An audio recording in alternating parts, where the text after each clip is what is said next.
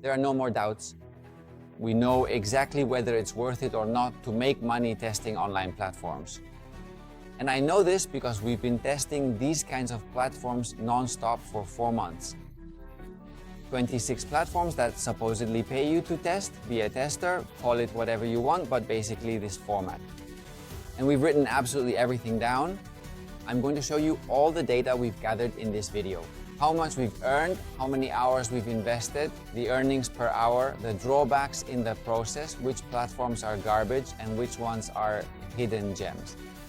At the end of this video, I'm going to share the secrets so you can earn the same, because there are some very clear conclusions after this experience and it's really important that you understand them. If you haven't seen the first video, I really recommend it because I explain everything there in detail. But in this video, we're going to get straight to the point, right to the results, because here we don't sell smoke, we test things out and then show them to you.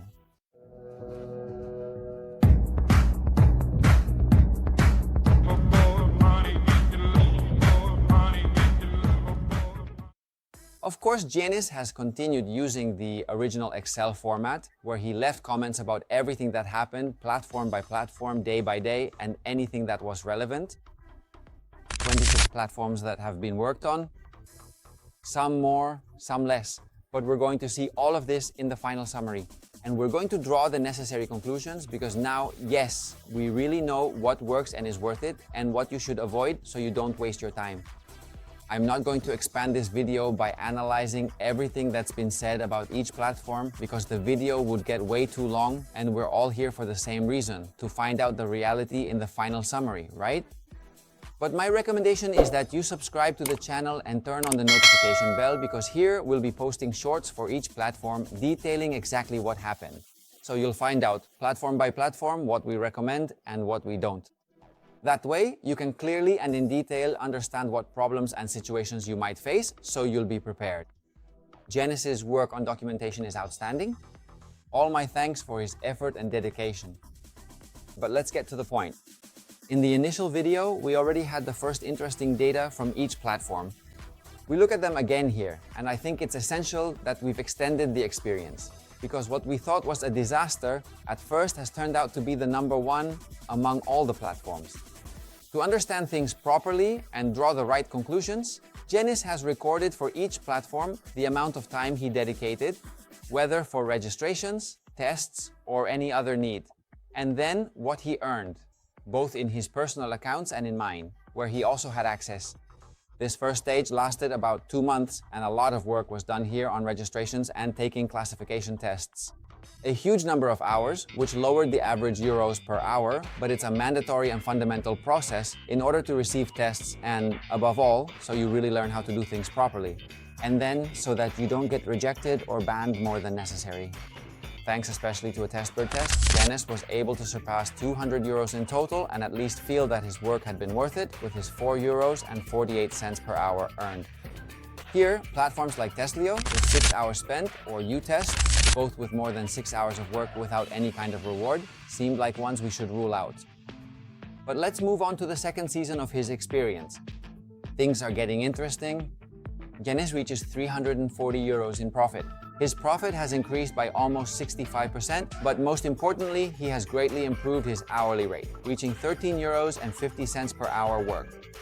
In other words, he earned much more and worked much less. What can we see here? Platforms like UserInterviews or UserCraft are placed in the top 3 as winners. And precisely the one we wanted to rule out in the first season, UTest, has now started to be worthwhile with 77 euros earned. We have more platforms that we've managed to generate some money from compared to the initial season, and there are some that are already completely ruled out. We'll take a look at this in the final summary. Let's look at the final phase. What happened? Careful, if we already thought earning 13.5 euros per hour worked was pretty decent, Janis managed to achieve a profitability of 23.38 euros per hour worked, which honestly, very few decent jobs pay like that. There is a wide variety of platforms that pay us, but we see that Respondent ranks in the top 3 here, and UTest is confirmed as a profitable platform, being the winner here with 134 euros generated.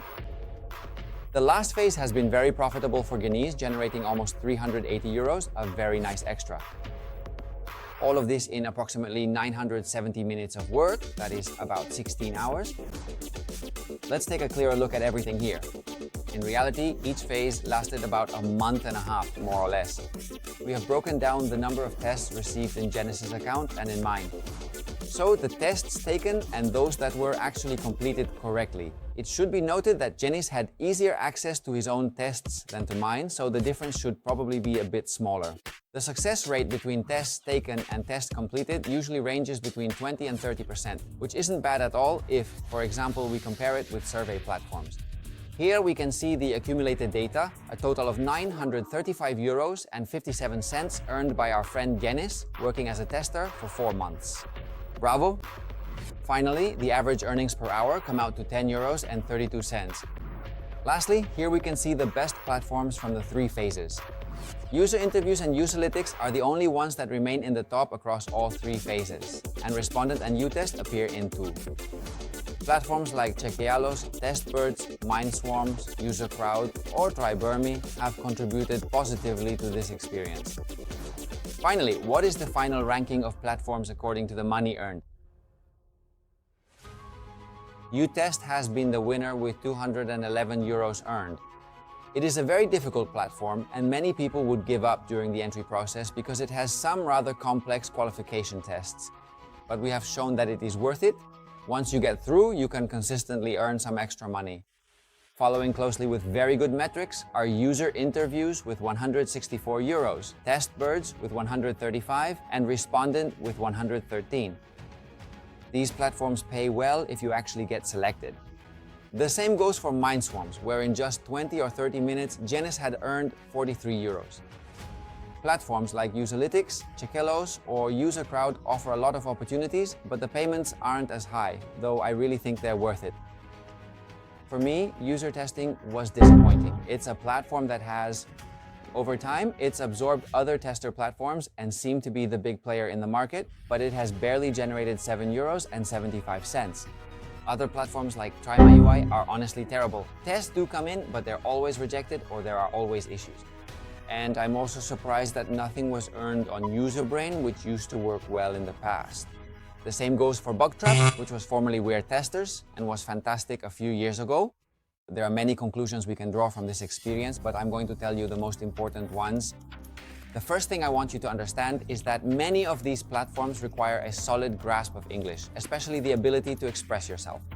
If you don't speak any English at all, these kinds of platforms probably aren't for you. But there are other platforms like those for finding bugs on websites or apps that can be useful if you use, well, a translator. But it's true that you'll be able to earn much more if you speak English. Depending on where you live, this can be a drawback. It's true, although not entirely.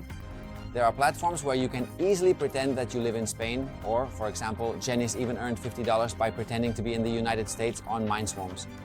My recommendation is that if you live in a country with, well, fewer opportunities, you create 3 or 4 accounts with different demographic information, for example, using those of a family member, and try indicating that you reside in different countries.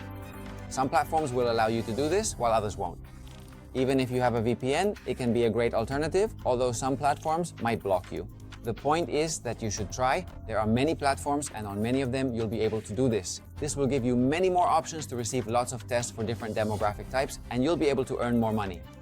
Obviously, complete your demographic profile as much as you can while staying true to reality, but try to expand your knowledge or your data as much as possible. In other words, any little white lie you can get away with, go for it.